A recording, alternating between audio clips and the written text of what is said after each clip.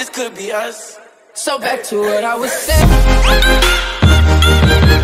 Could be us. To